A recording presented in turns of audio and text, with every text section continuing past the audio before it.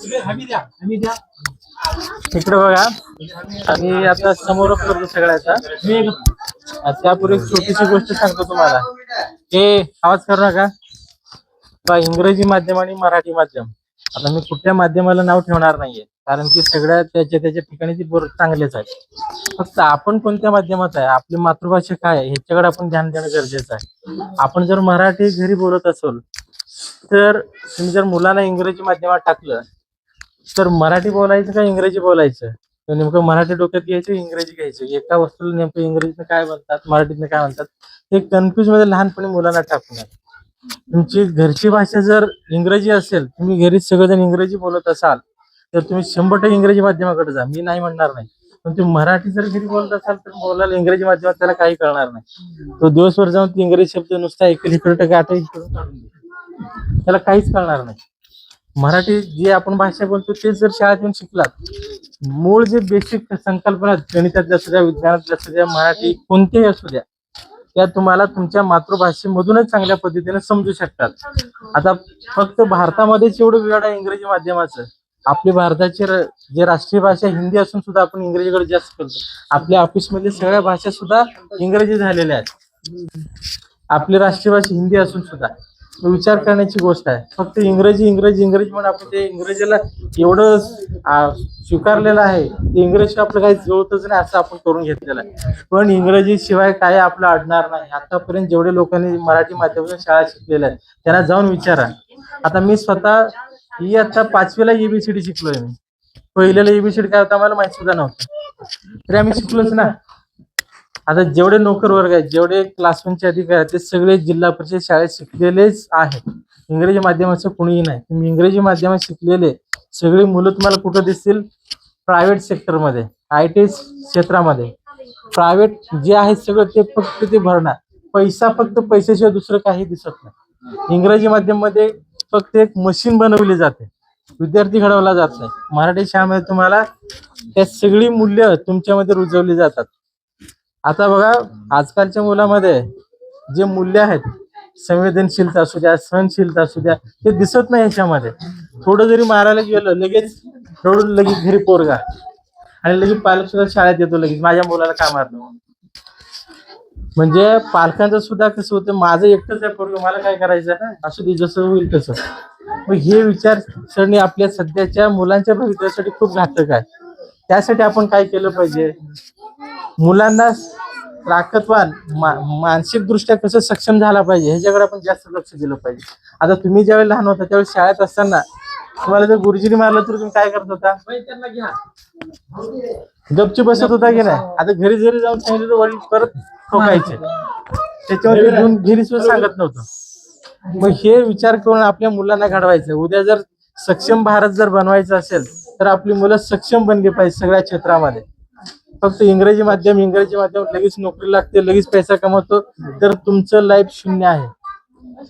मी खरी हकीकत सांगतो. आता माझे चुलत सासरे होते सोलापूरला राहायला, ते सुद्धा एकटे. आता ते सासू नाही आहेत त्यांच्या बरोबर, अपार्टमेंट मध्ये एकटेच राहत होते. त्यांच्या शेजारी सुद्धा एक आजी होते, ते एकटेच राहत होते. त्यांची मुलं सगळी शिकून लंडनला गेले होते, मग नोकरी तिथंच करत होते. आता ती आजी वारून 8 दिवस झाले. ज्यावेळी ती मरून 8 दिवस झाल्यानंतर वास यायला लागला त्यावेळी कळलं की ती आजी तो वारलेली आहे. मग विचार करा, तुमच्या मुलांना शिकून तुम्ही जर घरामध्ये वाळत पडणार असाल तर बिलकुल इंग्रजीमध्ये टाका, काय अडचण नाही. आता मराठी माध्यमातला मुलगा किती जरी बाद असला, किती जरी दारू पित असला, आपल्या आई वडिलांना असं कधी करणार नाही. करेल का? किती काय ना माझा आई बाप ते पायात तर पडेल, त्याचं 1-2-4 गोष्टी तर बोलल तो. हे पालकांना आता समजून घेणं खूप गरजेचं आहे. बघा आपला मुलगा फक्त लय मोठा 6 अंकी पगार आहे, 10 अंकी पगार आहे, त्याला काय करायचं? तुम्हाला मेल्यानंतर तुम्हाला 1 रुपया सुद्धा तुमच्या बरोबर दिला जात नाही. देतात का? तुमचे कपडे असलेले सुद्धा हाय ते गेल्यानंतर दुसऱ्या दिवशी जाळून टाकतात. तुमची एक सुद्धा आठवण ठेवली जात नाही. मग एवढं सगळं कमवायचं कोणासाठी? काय त्यासाठी करायचं? फक्त पैसा पैसा पैसा म्हणून आपण आपलं सध्याचं जीवन जे आहे ते सगळं नाश करून घेत चाललेलं आहोत. प्रत्येकाच्या मनात बघा, मला एवढा पैसा कमवायचा, मला एवढी जमीन कमवायची, मला हे करायचं, मला ते करायचं. पूर्वीसारखे जसं चार आजोबा एकत्र बसलेत छान गप्पा मारतायत असं कधी तुम्ही कुठे दिसत नाही. आजकालचे तरुण सुद्धा असं करताना कुठं तुम्हाला दिसत नाहीयेत. तरुण काय करतो, फक्त मोबाईल घेतो, त्यातच डोकं नुसतं स्क्रोलिंग करायचं चालू आहे फक्त. त्याच्या व्यतिरिक्त तुम्हाला काही समाजामध्ये दिसेना. हे जर परिस्थिती बदलायची असेल तर तुमच्या गावात जिल्हा परिषद शाळा शिकवली पाहिजे. जिल्हा परिषद शिक्षण तुमच्या मुलांना दिलं पाहिजे. जिल्हा परिषद हे सर्वांगीण शिक्षण तुम्हाला देतं.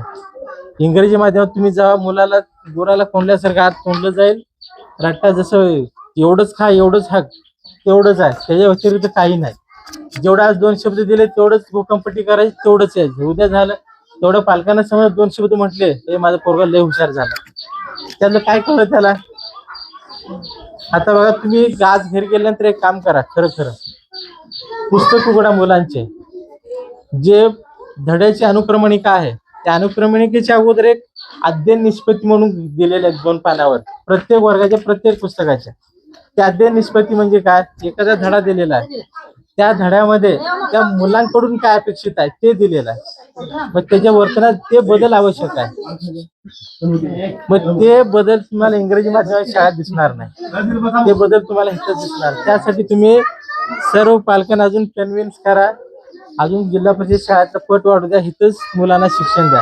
आता मी असलो तर जे असं नाही, कुणी येऊ द्या, कुठे घाला, पण जिल्हा परिषद शाळेत घाला, हीच माझी विनंती. आणि अजून एकदा तुम्हाला अजून एक गोष्ट सांगतो, म्हणजे परदेशातलीच गोष्ट आहे, इंग्रजी माध्यमावरून सांगतो. आता बघा, वय वर्ष 3 आहे. आता आपले हे सगळे जे अंगणवाडीची मुलं आहेत 3 वर्षाचे आहेत, बरोबर. 3 वर्षाचे काय काही जास्त 4 वर्ष. आता त्या 3 वर्षाच्या मुलाला तुम्हाला मोबाईल द्या, त्याकडे एखादा नंबर डायल करू शकतो का तो? नाही करू शकत. आता त्यातल्या त्यात बघा, तुमचे जे हेल्पलाईन नंबर आहेत, आता इथे हेल्पलाईन नंबर लावले, चाइल्ड हेल्पलाईन नंबर आणि महिलांसाठीचा हेल्पलाईन नंबर आहे आणि दवाखान्याचा हेल्पलाईन नंबर आहे. तुम्हाला कोणाला माहिती आहे का, आपल्या जे महाराष्ट्र शासनाची अँब्युलन्स आहे, तुम्ही फोन लावल्यानंतर लगेच येते अर्ध्या तासात, आहे का नंबर कोणाला माहित? का माहित नाहीये? कारण की आपण त्याकडे लक्ष दिलं नाही. बघा, अमेरिकेमध्ये जे अंगणवाडीची शाळा आहेत, जे LKG UKG आपण म्हणतो, त्यामध्ये फक्त कृतीयुक्त शिक्षण दिलं जातं. आपल्याकडे फक्त भूकंपट्टी आहे. कृतीयुक्त शिक्षण म्हणजे काय, मुलाच्या जीवनामध्ये त्या गोष्टी आल्या पाहिजे, त्याचा कुठेतरी उपयोग झाला पाहिजे. आता मुलगा 2-4 शब्द वाक्य पाठ केला, लय हुशार झाला असं नाही, त्याचा काय उपयोग नाहीये. एखादी गोष्ट त्याला जीवनामध्ये वापर करता आली पाहिजे. आता तिथलंच उदाहरण असं होतंय, घरामध्ये दोघं, एक 3 वर्षाचा मुलगा आहे, मुलगी आहे छोटीशी, आणि आई बसलेली आहे. आता अचानक आईला अटॅक आला, मग आता त्या मुलानं करायचं काय? मुलांना तर आईला उचलून घेऊन जाऊ शकत नाही. मग त्या मुलाचं जे शिक्षण होतं ते कृतीयुक्त शिक्षण झाल्यामुळे त्याला माहिती होतं की बाबा हे जे नंबर आहेत, हे नंबर आपल्याला डायल केल्यानंतर ही मदत मिळते. म्हणून त्यानं आपला आईचं मोबाईल घेतला, आपल्या घरात असलेल्या लँडवर डायल केला आणि लगेच फोन केला. असं झालं, त्याला नीट बोलता येत नाही, की फक्त हेल्प हेल्प म्हणलं की लगेच गाडी पोलिसाची आली तिथं 10 मिनिटांमध्ये, आणि लगेच तिथे अँब्युलन्सची व्यवस्था झाली आणि त्या बाईला दवाखान्यात ऍडमिट केलं गेलं आणि ती आई वाचली त्या मुलाची. हीच घटना जर तुमच्या घरी घडली असती तर तुम्ही वाचला असता का? म्हणजे आपलं जे शिक्षण आहे कृतीयुक्त शिक्षणावर जास्त भर द्या. आता तुम्ही म्हणाल त्या शाळेत गेल्यावर माझं पोरगं फाड फाड फाड असं करतं, पण त्याचा अर्थ, त्याचा काय उपयोग तुम्हाला माहिती आहे? त्याचं नंतर काय होतं, त्याचं काय आउटपुट काहीच नाही आहे त्याचा, फक्त तुम्हाला देखावा आहे. आता एखादा काळा जो असलेला माणूस, त्याला रंगवलं, चांगलं मेकअप केलं आणि उभं केलं, दिसायला कसं दिसतो, 1 नंबर गोरा. सगळं निघून गेल्यावर काय त्याच आहे, काय बदल झाला का? आपल्या आतून बदलायचं. आपला समाज खरोखर जर तुम्हाला घडवायचा असेल, चांगलं जर आपलं गाव निर्माण करायचं असेल, एक आदर्श नागरिक घडवायचं असेल, तर तुम्हाला जिल्हा परिषद शाळेशिवाय पर्याय नाही, हे तुम्ही लक्षात घेतलं पाहिजे. आता हल्लीच्या पालकांना सांगताना असं वाटतं लय शहाणा झाला सांगायला, तूच तू बघ आमच्या बघतो, तुझ्या पगारासाठी करत असेल, हा नाना तऱ्हेचे बोलतात. प्रत्येकाला आपण तोंड धरू शकत नाही, प्रत्येकाला आपण उत्तर देऊ शकत नाही. आता ज्याची जशी मानसिकता आहे त्या पद्धतीने तो बोलतो. तरी सुद्धा आपण प्रयत्न करूया गावकरी म्हणून, किंवा आपला मुलगा जास्तीत जास्त जिल्हा परिषद शाळेमध्ये कसा गेला पाहिजे हे आपण ध्यानात ठेवलं पाहिजे. तुम्ही कधी या शाळेमध्ये, शाळा तुमच्यासाठी 24 तास उघडी आहे, फक्त तुमची साथ हवी आहे. फक्त मी एकटा जर नाचतो म्हणलं तर शक्य नाहीये. तुमची साथ असेल तर तुम्ही शाळा, तुम्ही विचार सुद्धा करू शकता, एवढ्या उंचीवर जाऊ शकता. त्यासाठी अजूनही तुमच्याकडून मी तर माहिती देणारच आहे. तुमच्या मुलांना मी 100% शिकवतो हे सगळं, पण तुमच्याकडून मला तुमची साथ हवी आहे. ही एवढं बोलतो आणि मी थांबतो. धन्यवाद.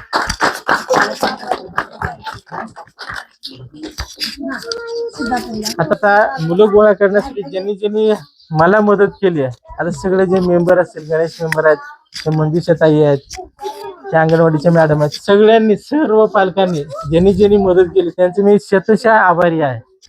सगळ्यांना नमस्कार. धन्यवाद.